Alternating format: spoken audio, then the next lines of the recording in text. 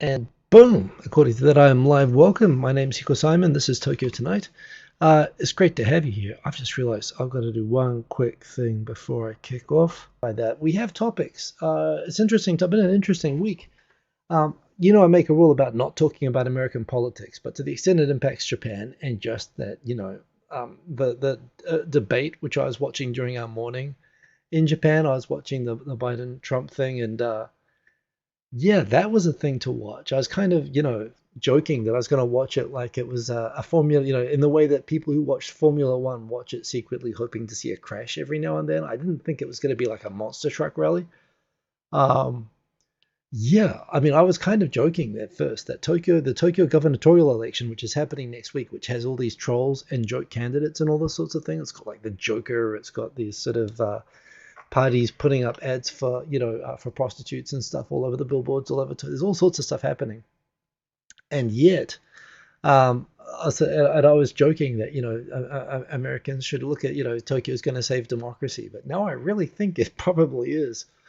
So anyway, it's been a big week. Let's go back to the greetings because yes, I always get a bit thrown out by the technical issues, but I think we've got this under control now. Tell me if it's cutting out again. So I'll take a quick peek down there. Okay, audio is still. I don't see anyone saying that it's cutting out. Tell me if it's cutting out again, but I think I just fixed it.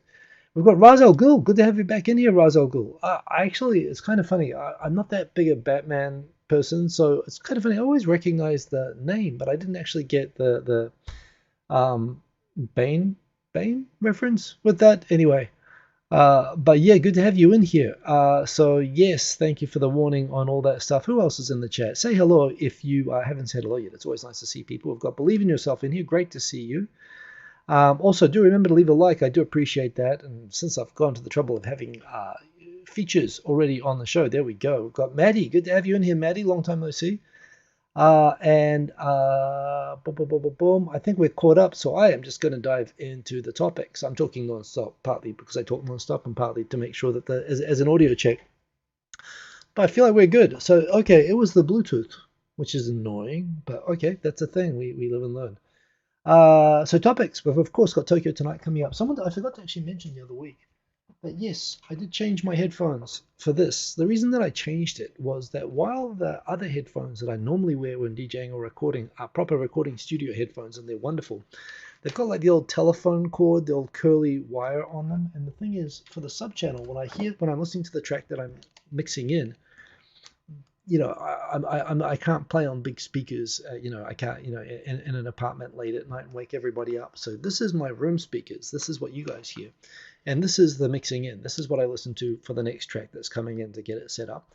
And so I've got two cables. And when it's got the big twirly cable on the bottom of the other headphones, while they sound great, this gets tangled in that and it gets all over the place. It gets mixed up on the twirly cord. So I just switched to a regular straight cable, which I can't plug into the other headphones with my old noise cancelling Sony Airplane headphones, and they work just as well. That's why I have a new one of those. Also with the music, I did an impromptu live stream the other night because I was just thinking I signed up for another half marathon 2 weeks from now, mainly just because I did like everything wrong on the last half marathon, and I can run the distance and I can run it pretty comfortably, I think, so long as I'm not being an idiot and running out too fast and I'm controlling my pace. And also music that I'm listening to, I find makes a really big difference when I'm running. Like there's music, which raises you when you're feeling sort of tired sometimes. And the thing is, fundamentally, it's always better when music is sped up rather than slowed down. I've got this beat matching app, but I had this idea that, I could go through and mess with the settings on my phone, on the mixing software that I'm using to better make it that the regular 120, 130 BPM club music, I could speed that up to 165. And yeah, it sounds like what you'd hear when you go and do aerobics at the gym. It sounds like sort of sped up music. But I thought I could sort of do that and I could mix that with some genres. And I was sort of trying to get the settings all right for that the other day. And it was really good. I actually went out and ran to it the next day, and it was like, oh wow, I could really use this. Like I could pre-mix, my whole run mix, and I'm gonna do that. So I want to take your request tonight, but I'm gonna do this where I'm gonna practice like speeding the music up, um, and use that for my run 2 weeks from now, which should be fun. In fact, that'll be Saturday the 13th. So you'll see me the day after that. So I'm looking forward to that. And I tie it all together. The music part of it's good. So Looking forward to the after show, so do join me for that. Thank you for joining me. Remember to like, I do appreciate it. That's the only thing I do it for. Remember, no ads, all of that stuff. How are butter stocks going in the heat? Yeah, butter actually, the cows so far are not that dehydrated, but there is a shortage of rain because the rainy season came late. So there could be problems later on. We're not down to beer rationing. In fact, I actually found in my building the other night, I found a dedicated butter shop, which was amazing. I took a photo, but it's on my phone. I didn't put it on my Twitter, but yeah, the butter situation is safe and stable, which is good. But yes, indeed. One other thing I did this morning, by the way, was as every week I go watch the breaking news, the Japanese politics one-on-one by Japan Expert Insights channel. I watch these every morning because he just summarizes all the political news and so on in a very good way. Timothy Langley Esquire. He's been around forever. I've talked about him and his thing before.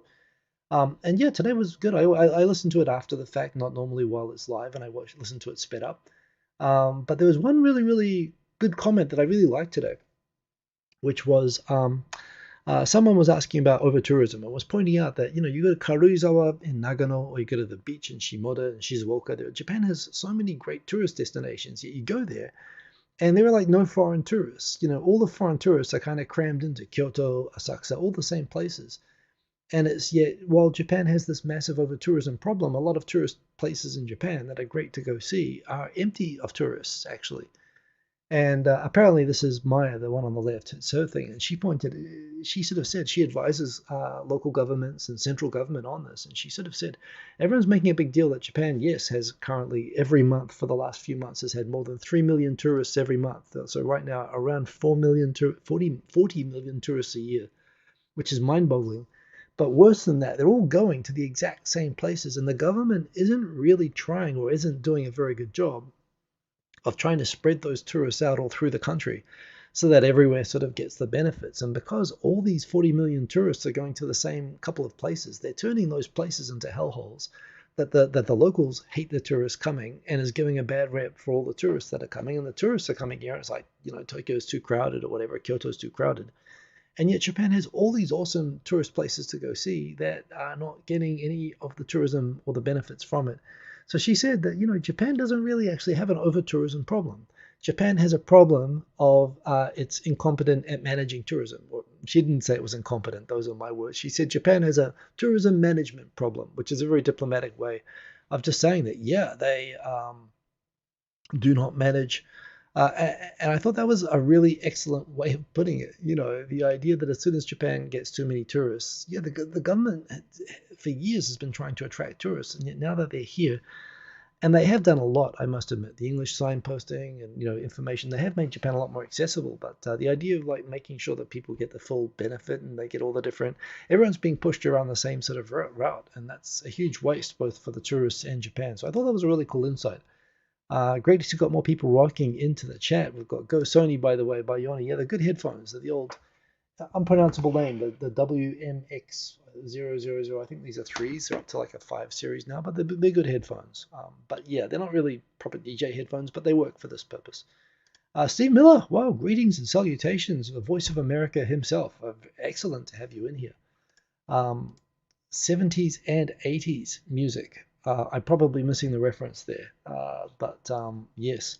Dan H. almost forgot about the show today. I'm glad that you didn't. It's excellent, as always, to have you in here. Key Ranger himself, yes, indeed. And Sainted Sir.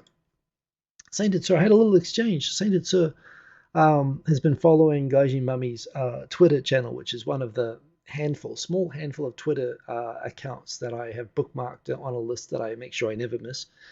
And yes, I think I probably have in my tweet somewhere this week that I think that Japan should, register her for World Heritage status. She posts such good stuff, as we'll get to this week.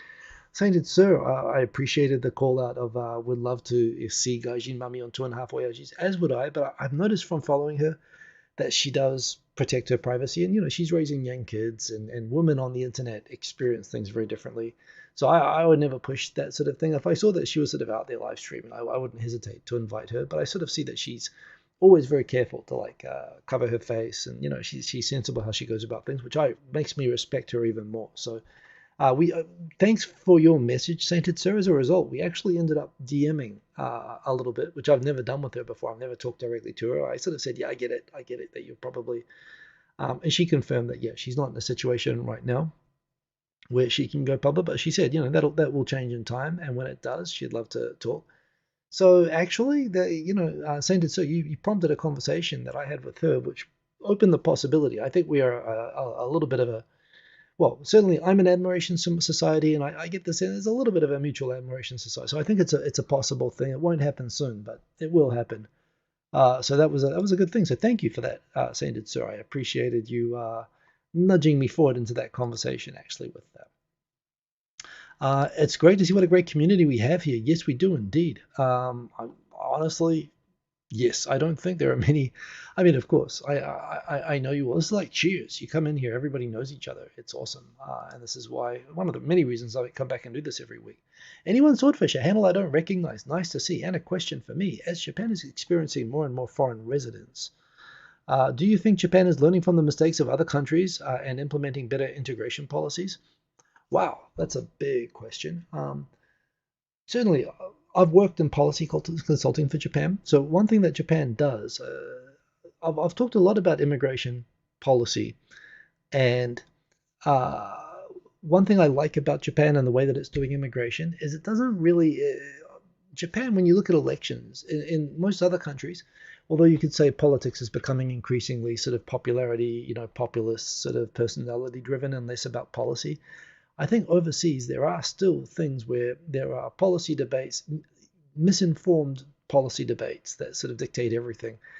And I think Japan avoids that. Japan politics is almost completely absent from policy. Policy making is literally like Yes Minister, with the old thing about how the bureaucrats are really making policy, but they're not even pretending to make the politicians do it.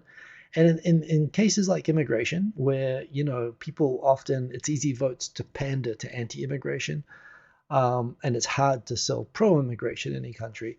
Japan is kind of lucky that immigration isn't politicized. I mean, it's a conservative right-wing government. There's no one more right-wing than the LDP to undermine it. And they sort of allow the immigration ministry to go ahead and do what they think is right, which has been to increase immigration, not just tourism. It's a totally separate thing, but foreigners who live and work in Japan and permanent residents like myself, they've been lowering the bar for permanent residency, making it dramatically easier to get. They've been increasing the types of ways that people can come here and work. And yeah, the foreign resident population has gone from about 700,000 when I got here to now more than 3 million, which is a huge multiplication. The foreign population in Japan's gone up like 5 times, 500% since I got here, of people living here. Do they study other countries? 1,000,000%. This is what Japan does. They don't, again, when I look at Australia or UK or other Western countries, and I sometimes deal with their laws, often when something's like they think it'll be a vote getter, they go and rush a badly written law policy out and they implement it and they figure it out as they go along and they run into all the issues. Japan never does that. There's never any political demand to go rush out a bad law. In fact, the laws are always researched and drafted by bureaucrats, which kind of team up with academics and think tanks. And I worked in one of those think tanks that used to draft environmental laws for Japan. And what they do is they always they'll decide so they'll frame how they do the research. So they'll look at certain countries and they'll take lessons learned. But that is 1,000,000% what they do. And I don't know what countries they are studying as the basis for immigration law updates, but yeah, the intention always is to take lessons learned from other countries. They do it very discreetly so that you almost don't know. Japan has never been welcoming to asylum seekers and to refugees, which is a problem. So I wouldn't say they've learned that from anyone. It is true, however, that there is an openly spoken fear when Europeans themselves talk about how, for example, Germany accepted too many asylum seekers, and now the country is a mess. People say, again, I disagree with that take. I think if you actually look statistically at the big picture, people who arrive in countries on asylum visas often have such an incentive to integrate and to contribute that while you could always point to anecdotes and cases where it goes wrong, overwhelmingly people who arrive on refugee visas become productive citizens quite often. My own family, I have refugee heritage in my own family. We entered New Zealand as refugees.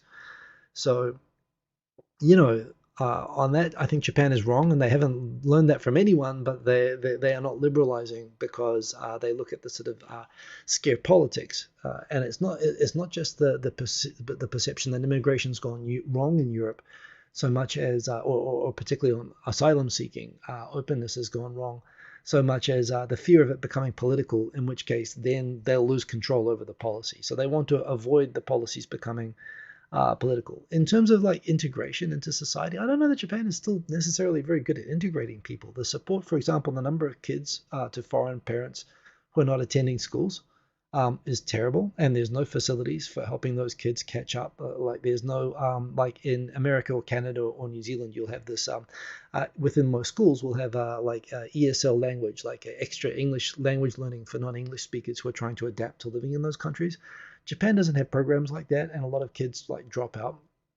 And Japan doesn't really do anything about that. So in terms of access, proactively trying to integrate people, there's a lot more that Japan should be doing. It just doesn't have the facilities for it. I know that it's studying those things. It is welcoming a lot. The main way it's trying to welcome things is it's taking the approach of trying to make sure that the apprenticeship visa people are temporary. So it's limiting the duration of those visas. But truth is, a lot of those people get married and they end up wanting to stay here. And they are now making the adjustments to open up paths that people can change their jobs and extend their visas in Japan. And why not? If the country's got a worker shortage and these people are being productive, tax-paying residents of Japan, why not? But they're making those adjustments as they go. So I don't doubt that they're studying overseas. I think they still need to study more on integrating people. But I've been involved in consulting companies and policy consulting where Japan's really been looking at, for example, they're trying to attract massive numbers of people from Indonesia, for example. Indonesia's always had a very close relationship with Japan. Japan kind of helped both during the war and which is controversial, but even after the war, Indonesia becoming independent from the Netherlands. And the result of that is that now they want lots of Muslim sort of nurses and so on. And Philippines, there's a lot of Muslim Filipinos. And I know that the government went to a lot of trouble to see about setting up mosques and so on, and halal food access in order to sustain the nurses and workers that they want to attract from these countries who are very friendly to Japan and are perceived as being model immigrants in Japan. So they're doing a lot, but there's always more that you can do. Great question, actually.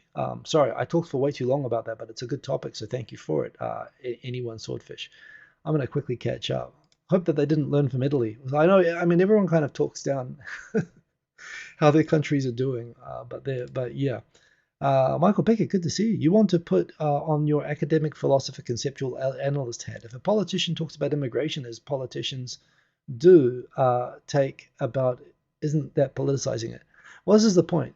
Japanese politicians talk very little about policy. Very little about policy. Most of what you see on the news about politicians talking about is the unification church and about getting kickbacks from funding parties. You see very little discussion about policy ever. Even in Tokyo right now, there's very little policy discussion being had. So yeah. So that's right, politicians talk, but they don't in Japan often talk about policy. They leave that to the experts who they sort of defer to, which is kind of a good thing, although it's kind of not so democratic. Third hot cuppa, wow. I could use a third hot cuppa, good for you.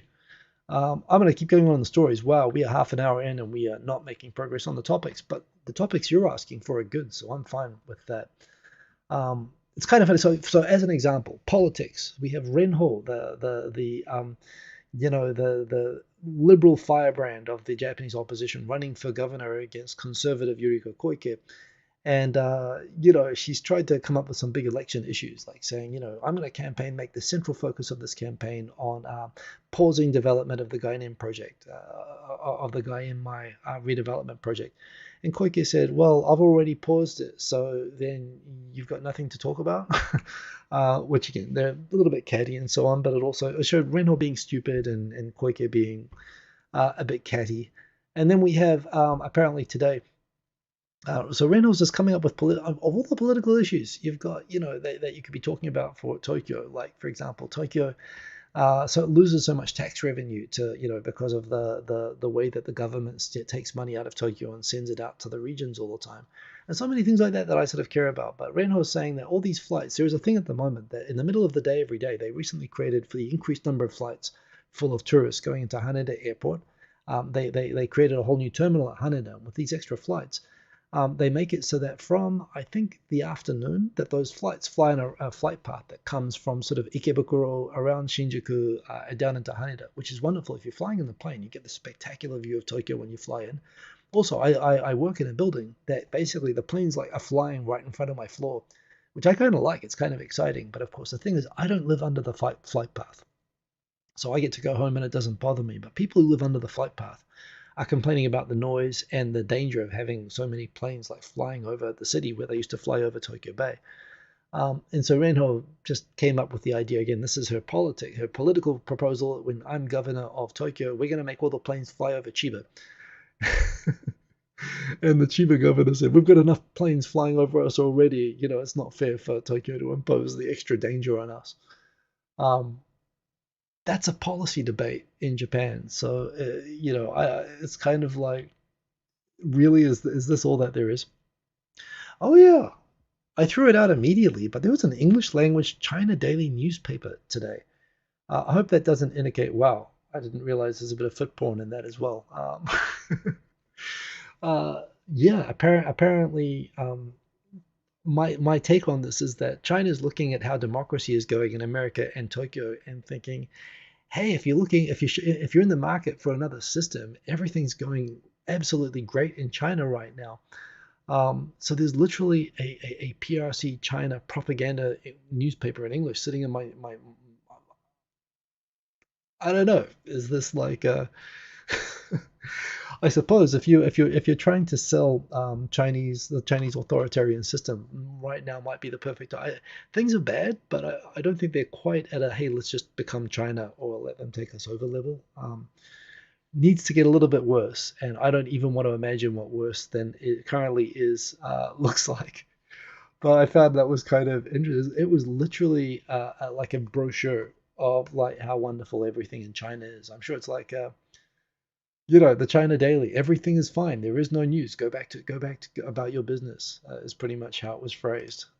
Wonderful if you can do that. Boom. They do close the airport at night. That's right. So it's mainly in the afternoon that you have these flights going over.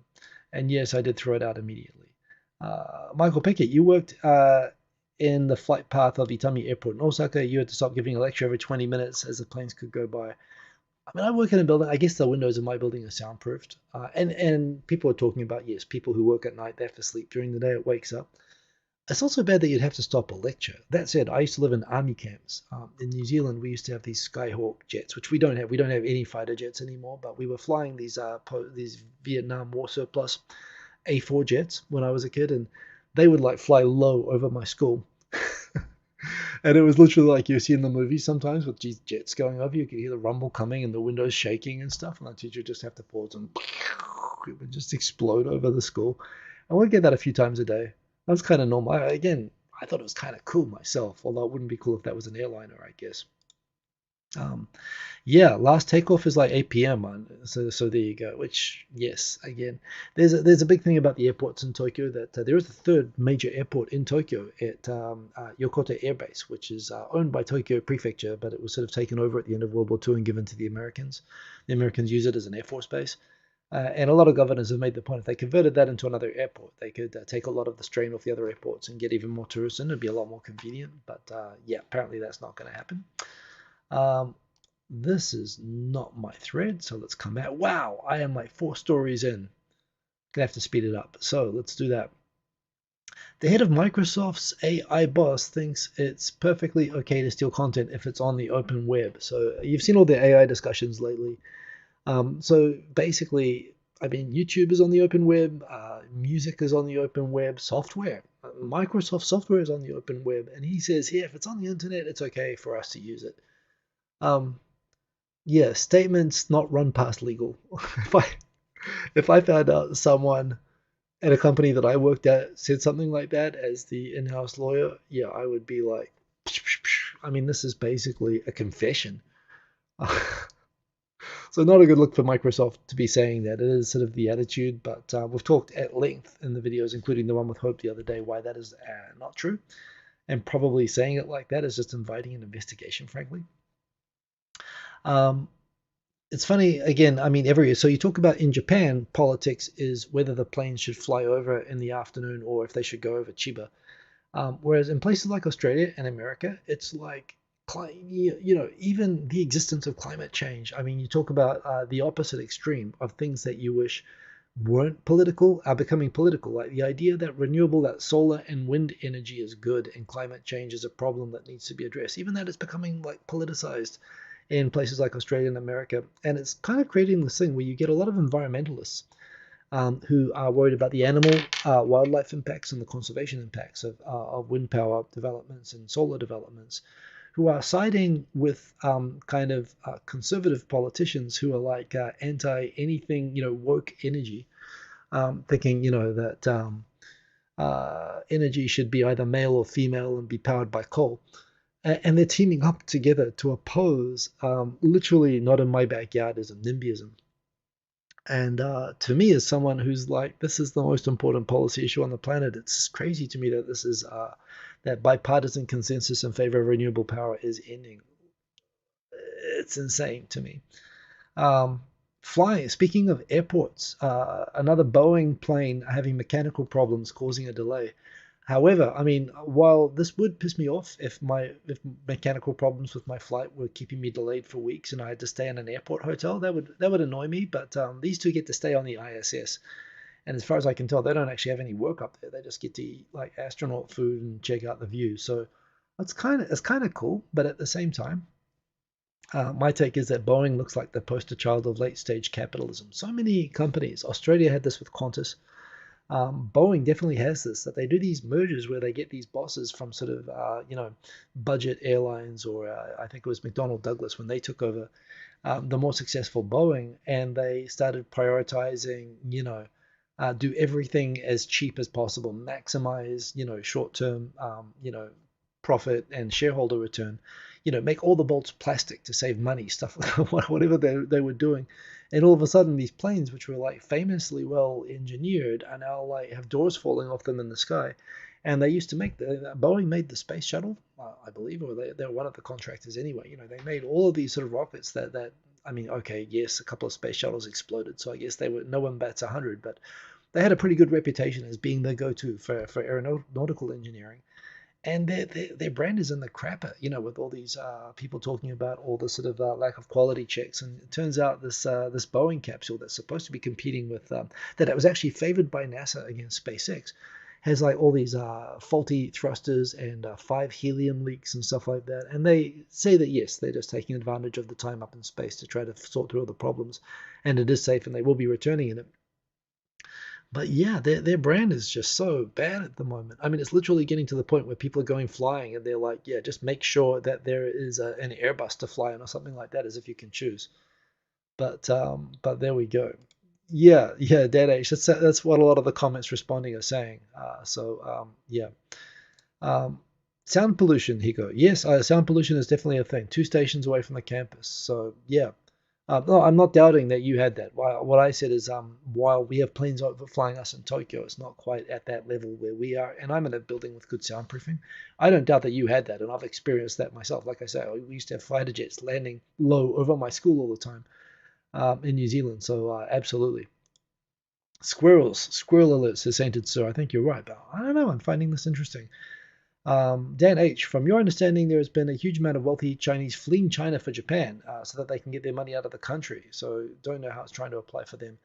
Certainly, I mean, there's always wealthy Chinese trying to get out. And the thing is, there's massive numbers of Chinese in Japan, and they have such relative complete freedom here compared to China. I mean, one thing about Japan is, for all of its flaws and for all the paranoia, all the people on Twitter who say that the Japanese government controls everything. They thought that they were controlling the COVID numbers, and they were controlling the Fukushima information, all this sort of stuff. If you want, Japan has got no control over anything. I mean, look at the tourists. It really doesn't. It's anarchic, in good and bad. It means that, any nut job, look at the Tokyo election, any nut job can go out and publish a book. And, there are schools that have revisionist textbooks and all this sort of stuff. But the opposite is all, information is relatively free in Japan. I think that must be something that would appeal to Chinese who at least appreciate the suppression of free speech over in China, including they can go get all the propaganda that they want as well. I mean, I get China Daily here. I don't know what that's about anyway that I got that newspaper. India doesn't roll like that. Their airports love to send international flights out between 2 and 4 a.m. for some reason. Oh, that's harsh as well. Uh, Dan H has recently heard that Australia has been given Japan very discounted gas. Australia is always giving Japan discounted gas. Well, Australia does a lot of trade with China, but I think they've found out that the Japan is the more stable relationship, if not quite so exciting. They've been selling on for a profit rather than that Japan's been selling on for profit rather than domestic use.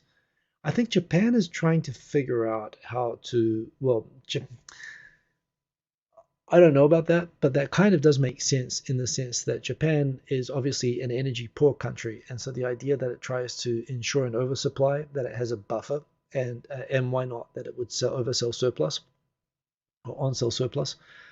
Um, but yes, I mean, they buy it. They obviously negotiate bulk purchase agreements from Australia. I don't think that there's anything dodgy about that, but yeah, I think, and this is why I think Japan is putting so much into hydrogen, which they're also doing with Australia and the technology for converting it, because it gives Japan a shot at energy independence that they don't have right now.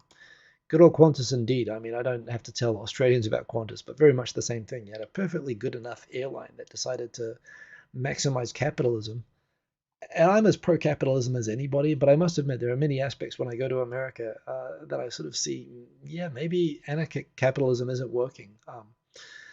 Yeah, so all of this, I'm going to keep going. First woman chief prosecutor in Japan, that's a thing. Um, in terms of the Japanese reaction to the Biden Trump debate, everybody sort of, well, the summary was one guy was basically lying the whole time, and the other guy appeared to be having a stroke and does not look medically competent. I mean, think about it. If Biden wins, he's going to be older than Pope Benedict at the end of his term. You know, when Pope Benedict said he was too old to be the Pope. Um, which itself, I mean, Pope Benedict was a Nazi, so I don't know. He had other problems, but the everybody sort of knew that he was going to be too old. But this it looks like it's going to be turn into if he wins, is the US going to be like a Weekend at Bernie's remake? I mean, they did make like three like sequels to that, didn't they? The first one wasn't even very good, and I'm not sure that's a good model for government. Um, well, I don't know. I'm having a lot of thoughts on this. Japan always thinks generally that Republicans are better for Japan than Democrats. In the 80s, it was always Democrats that were, or labor unions that support the Democrats that were smashing up Hondas. Clinton was always pro-China, pro-opening up China, saying that if we trade with them and we make them rich, they'll become democratic and friends of ours, and was kind of like, and Japan stopped whaling.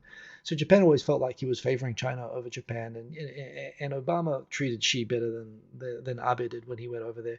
Japanese always feel like, America's like Democrat administrations are not as friendly towards Japan, and so generally Japanese media covers Republicans as being more Japan friendly and Democrats as being more pro, more anti-trade with Japan, which my Democrat friends scream isn't fair, but that's the perception. Trump obviously changes all of that, but and they know that we'd be in for chaos. I think the good thing about that debate, if anything good came out of that, it was just terrible to watch on both sides. It was a complete mess. I mean, how can you lose a debate on the abortion point? He all he had to do was say that Roe versus Wade is gone, and that was a bad thing. And instead he talked about someone murdered by an immigrant. A point for Trump. It was horrible to watch. But the point is now I think everybody before when Trump got in, I think he got in on a protest vote that everyone was like voicing discontent, but didn't necessarily think that he was actually going to win, including Trump. That was my take. But now it's like everybody's waking up and realizing, oh, Trump is now going to win this. Like Biden doesn't have a chance. And that might be enough to wake people up. I mean, geez, to vote for Biden, I can't understand how you could vote for either of them. I mean, seriously, Tokyo actually has about 52 candidates, I believe. And yes, while 90% of them are insane, there are, at least three or four, medically competent. I mean, no politician is a non-liar, but they're capable of saying multiple sentences sequentially that don't necessarily contain lies. So, yeah, Weekend at Bernie's. So I don't know. Yeah. Legend has it Bernie is not Bernie Sanders. No, Weekend at Bernie. Sorry, another 80s movie reference about two college students get apparently they're invited to someone to a I barely remember the plot, but I think they're invited to this guy's house, and they think they're gonna have a party weekend. Turns out they're being fired, but then the guy has a heart attack, and so these guys get to stay at the house and party all weekend if everybody believes that the owner is still alive. So they've got this dead body for the whole movie, who they're basically holding around and wiring up to make him look like he's alive when he's dead the whole movie. That is the Weekend at Bernie's movie, and yes, that's what I'm worried that the next America that's the Democrats' pitch for what they're gonna give America. It's insane. Anyway, also Japan's going to have its own. The LDP party is going to have its party leader election in September, and everyone agrees that it should not be Kishida anymore. So everybody's throwing their hats in. This guy Ishiba, former defense minister Ishiba, he's like run about 30 times now, and he fails. So my take on is that while the headline is that ex-defense minister Ishiba mulls running in the LDP leadership race, and he always does well. He always comes second every single time. 30 times he comes second. My headline is that yes, Charlie Brown mulls kicking the football that Lucy is holding out for him. Kono Taro, he's also going to run, but he doesn't have enough support inside the party. It's not a popular vote. Some LDP, it's like a primary. Some LDP members can vote, but like regular members. But yeah, you might remember I talked about this health supplement months ago. Health supplements in Japan. If you're not selling like something with medical claims, it's just a lot of the pharmaceutical companies have a big side business. In fact, they make almost as much or even more money on like health products or supplements and so on, vitamins and all that sort of thing. That they make as much money off that as they make off actual registered pharmaceuticals. And the way that these health products work in Japan is that so long as you don't make an explicit health claim, you can self-regulate and determine whether the products are safe and test. The government just doesn't care. You don't have to tell the government that you're going to release a new vitamin pill. There's actually a great oh God, what's the name of the podcast? There's another podcast where there's a foreign guy who's starting a business making these sort of health drinks in Japan. And it's basically completely unregulated. And in the midst of this, Kobayashi Pharmaceutical that makes a lot of prescription medicines, but also has a ton of these sort of energy drinks and health drinks and supplements and stuff like that, made a cholesterol reducing supplement that it turns out had some like toxic algae or something, in one of the batches that caused people who had the bad batches to have kidney shutdowns. And they've already found a bunch of people who died, but yeah, apparently they neglected to tell the government that there were 76 other people who died as a result of taking their cholesterol. I mean, technically it did reduce their cholesterol. I mean, they were dead, but I don't think that's the way that you're supposed to do it. Complete liver failure and death is not the way to reduce cholesterol. So yeah, they're in a spot of bother, and people are saying, hey, maybe we should regulate these health products that are putting stuff in people's bodies that could kill them. You think? Oh yeah, the other thing I noticed this week, again, I don't really. America impacts everything, but I'm not going to get into American politics. I did notice, of course, however, that I think Ukraine got the message from the debate right away that basically all their support is going to end come the election time. And so they have suddenly started moving forward on all the lines. They've realized that if they don't get their land back, they're going to lose it like permanently when Trump comes in. It's pretty much what he was saying. So kind of good news. And, they've got this, but yeah, it looks like the support for them is probably going to dry up. And so they've got to get moving. And hell, the Europeans have to get in and help them as well. And Russia just has to get the hell out. They shouldn't be invading and taking away other countries' land in the first place. So yeah, I kind of noticed the fallout from that debate. Everyone sort of realized, yeah, hoping that Joe's going to win isn't really a good strategy for defending Ukraine anymore. They've got to get their own land back. So they're doing that. What else have we got here? More data breaches. Sony shutting down its USB stick business, probably after the government's now stopping using USB sticks to transfer data because they keep getting dropped and losing all the data. Great game. I went to go watch the New Zealand Maori play. Where's my jug? I put in the washing. I went to go watch the New Zealand Maori All Blacks play against the Japan 15, which again was kind of a both teams are like players who just missed out on the top teams, but they're both still top players in both countries. And it was a really, really entertaining game. I went to go watch it at Chibanomiya, which is a smaller ground than the Olympic Stadium. so you could see the game pretty well. And yeah, it was an exciting game. You could tell it wasn't a win at all cost. They were throwing the ball around. It was really entertaining. Japan kind of got a little bit mothered, but that was kind of expected. They're putting in lots of university students at the moment, but it was a really good game, and there's going to be some more good rugby games on this year, so kind of good to see anyway. Japan's going to get better at that. Um, Quickly checking the comments, and I will continue talking fast and accelerating because I do want to do a mix after this. We've got so Japan's Fair Trade Watchdog to issue a warning to a Toyota subsidiary. This is a Toyota subsidiary that, like a lot of manufacturers in Japan, they torture their subcontractors by placing orders that they have to fulfill, but they don't pay them and they don't like accept them. They just make them produce stuff, which of course costs the subcontractors all this sort of money, but they never give them a proper contract for it. And you know they're sort of beholden. A company like Toyota is god to the small supplier factories. And so basically, they're abusing their position with these subcontractors. And this has always been a problem in Japan. And so they created a few years ago this act, which basically prevents big companies bullying small companies by withholding payment for extra free work and stuff like that. And it looks like this Toyota subsidiary has been breaking that law, so they're getting a warning for it. The very first thing I ever had to do when I became a system consultant, putting German SAP systems into a Japanese silicon wafer manufacturer, my first job in Japan in 1999, I'd just come out of law school. The elements of a contract globally, universally, for a contract, you need an offer of something, an acceptance of that offer, certainty of what you're offering and accepting, intent to actually have a contract between the two parties, and a consideration, payment for the contract. So without payment, without an exact number, delivery date, without an agreement that there's a contract, there is no contract. And that's basically what a sales order is. Whenever you say, hey, I'd like 2 packets of chips, please. They're selling the chips, that's the offer. You order it, 2 chips, that's the acceptance. The payment's there, the intent to buy the chips, everything is done. Every financial transaction is basically a contract. You're always doing these contracts every day. It doesn't have to be written down.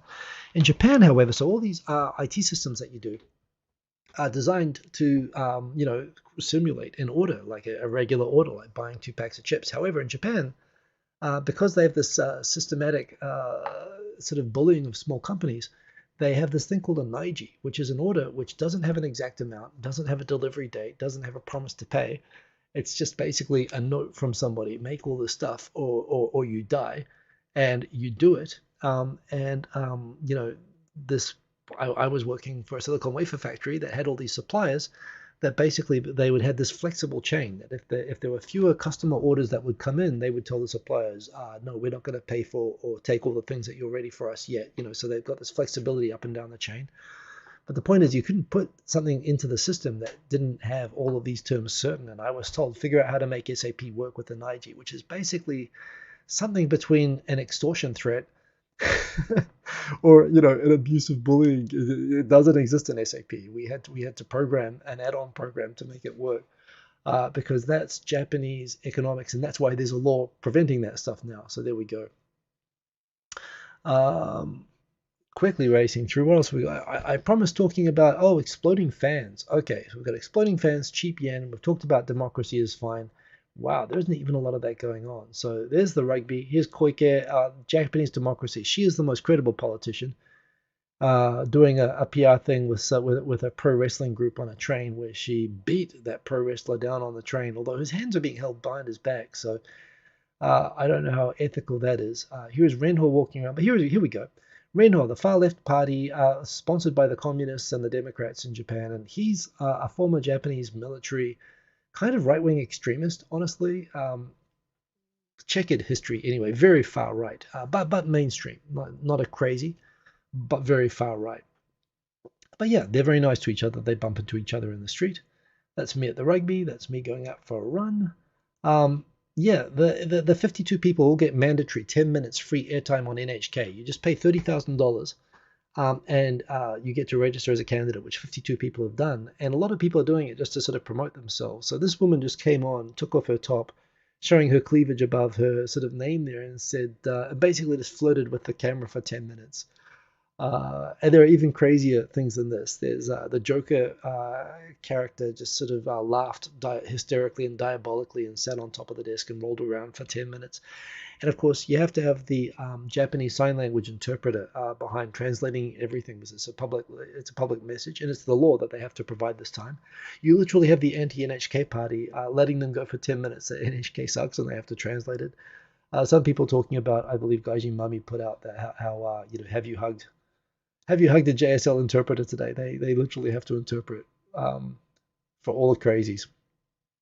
So, and you know what? Still doing better than America. So what can I say? Move to Japan. The yen is cheap, and the democracy is, well, it's not good, but it's better than some places. So yeah, the yen is now up to 161, and people are saying that it is heading for 170.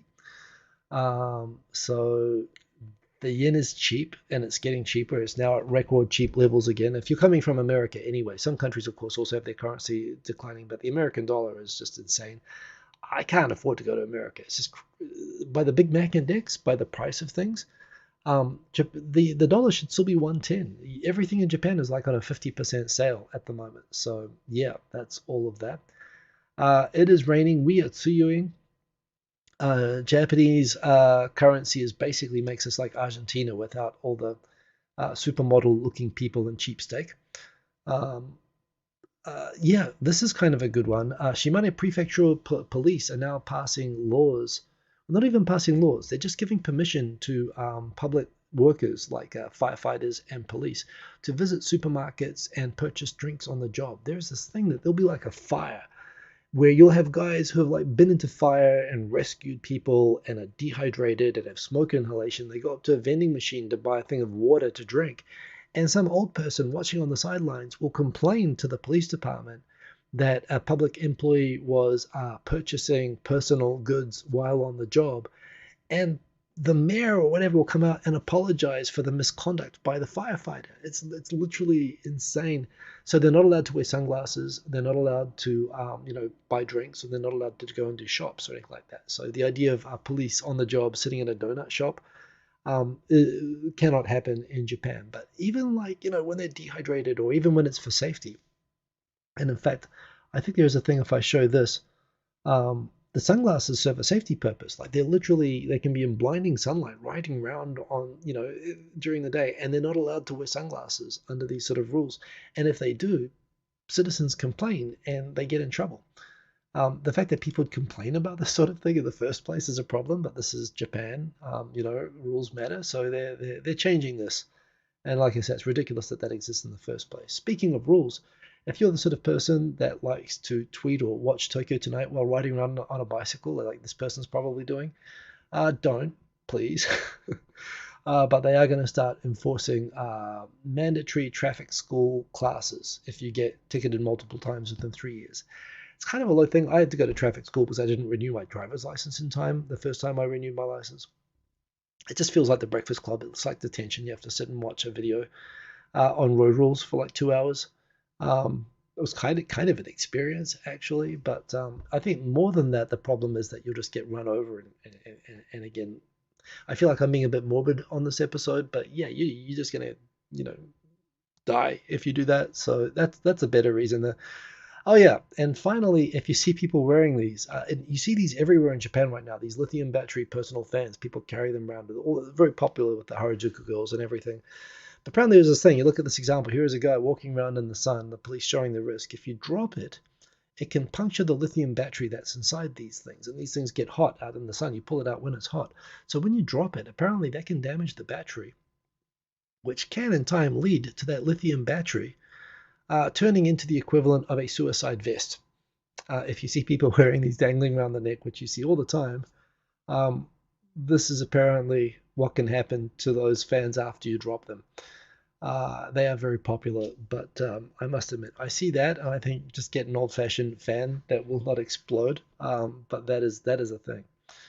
That's right. None of us are making us out of this alive in the end. That is true. So that's pretty much all the news, although these are still Saturday. Oh, Gaijin Mummy, she's an institution. She made a list of advice for the Yamanote Line train stations during summer, during peak summer heat, which is tropical swamp bag. Proceed swiftly at Ueno. Proceed swiftly to Trees and Pandas. Imperial Moat Water Park for Tokyo Station. Everywhere else, just stay on the train. Shinagawa, if you get out at Shinagawa, you will have a death march in which you will actually die. This is particularly if you have to go to immigration at this station. Yes, at Shibuya Station, impossible to find the new Ginza Line entrance, so try to find that without passing out from heat exhaustion. Shinjuku Station, you will never find the exit anyway. Everywhere else, just stay on the train. Again, she pumps these out. She is an institution. I propose that we list her Twitter account for World Heritage status. And Tokyo is stunning. Fight me. Yes, she's very good at those. I ran a half marathon again, just for fun at the start of the week. That was the thing I did. That's right. That was on June 26th. Geez, that was only a couple of days ago. Oh, I'm looking at the wrong month. Okay, so we're back to Wednesday. Yeah, Wednesday night. I ran around the palace 4 times because I signed up for this nighttime Kasai Rinkai Koen half marathon, which is 4 laps, 5 kilometer laps around there. And it's at nighttime, so I think I'm going to do that. And that's why I'm going to make music for that to go around to keep motivated and energized. So that should be fun. Pretty good time as well for a casual run. 5:20. That's a sensible pace. I didn't feel dead at the end of that like I did after running, especially in the sun. So yeah, that's pretty much all the news. Oh yeah, the emperor went to UK, and lots of people who are involved in there was a big royal dinner between the New Zealand royal family who are based in London and the Japanese royal family, and abroad in Japan. Although not a New Zealander, I think he also the Britain also has ties to the monarchy, and of course Canadian there, Charlotte in Japan, so they got to go to Buckingham Palace, and yeah, they got to meet both the Emperor of Japan and the King of New Zealand, and got to talk to them both at length as to someone who's provided cultural contributions to both countries. Not so much New Zealand, but yeah, there you go. So that was pretty awesome. Abroad in Japan. I'm not gonna get invited, and I wouldn't want to. I would, but yeah. Again, hats off to Abroad in Japan. You have done good. Um, Rinho coming second in the polls. Again, the old trolling statement that she made about the supercomputer statement. Can't Japan just be number two? So Peter Durfee there, slightly trolling the Liberal candidate in the election. In the meantime, yeah, all the crazies got onto a streaming debate where they got to act crazy. You've got someone from the Golf Party wearing a golf ball on his head. You've got someone from the Let's All Be Samurai Party. Democracy is good. Democracy is fine, and no matter how bad you might think it is, um, I I was joking that I think we're doing better, but I'm not even joking anymore. I think we're doing better in Tokyo. So come to Tokyo. The yen is cheap. The politics is the politics, and we're all doing well. I hope that you're all doing well. Remember to like the video. I do appreciate that. I'm going to switch over to the after party with the new headphones and everything. So look out for that. And yeah, remember, you can follow me on Twitter. I do appreciate you all showing up and keeping me company every Sunday night. And I'll see you again next week. So take care and peace. Boom. German weather is copying Japanese weather these days. Wow, that sounds terribly inefficient. That's what's happening everywhere, though. So yeah. Anyway, have a good. I'm gonna go set up the other stream. So check you out soon. And yes, after party link is Aaron's got it there. If you can't find it, it's on my channel, so you'll be able to see it there. See you later. Have a good one and peace. Any stream.